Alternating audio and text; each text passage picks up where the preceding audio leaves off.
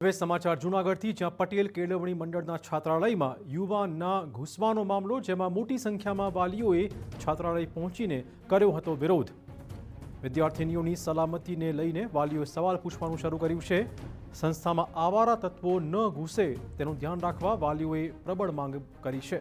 સંસ્થાના એમડીના અભદ્ર વર્તન અને વાણી વિશે વાલીઓએ રોષ ઠાલવ્યો છે। છાત્રાલયના ટ્રસ્ટી અને પ્રમુખે વાલીઓને સમજાવીને છેવટે મામલો થાળે પાડ્યો હતો। વાલી મીટિંગમાં તમામ પ્રશ્નોનો ઉકેલ લાવવા અંગે ખાતરી આપી દેવાઈ છે।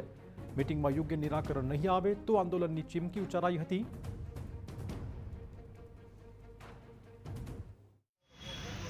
વાલી મીટિંગ બોલાવી હતી, સીધા માર્ગે આવેદનપત્ર દેવા જવાનું હતું, પણ આ લોકોએ અમને અંદર બોલાવ્યા। ટ્રસ્ટીઓએ બધાએ નિરાકરણ કર્યું કે ભાઈ આ બાબતની અમે મીટિંગ બોલાવશું। અમારે જે વિરોધ હતો કે ટ્રસ્ટીઓએ ગેરસમજ આતે થઈ, તો આ લોકોએ એમને કીધું કે ટૂંક સમયની અંદર વાલી મીટિંગ બોલાવશું। જો વાલી મીટિંગમાં એ બોલાવશે અને અમારો નિર્ણય નહીં આવે એમાં, તો અમે આગળની કાર્યવાહીમાં હાલશું।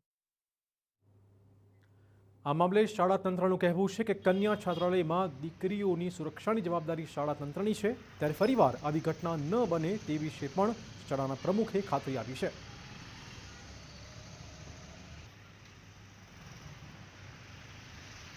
કે જ્યારે જરૂરિયાત પડે આવતા 24 તારીખ સુધીમાં વાલીઓની મીટિંગ બોલાવવામાં આવશે। વાલીઓ સાથે સંવાદ કરવામાં આવશે અને અમે કઈ એની રજૂઆત ને અમારી રજૂઆત, બેની રજૂઆત, પરસ્પરની રજૂઆત એકબીજા સમજી ગયા છે। આજે અમારી સંસ્થા, અમારી નાતીની, અમારી દીકરીઓની સંસ્થા છે, એટલે હવે આ બાબત સુખદ અંત આવી ગયો છે। હવે આ મેટર કોઈ પેન્ડિંગ રહેતી નથી।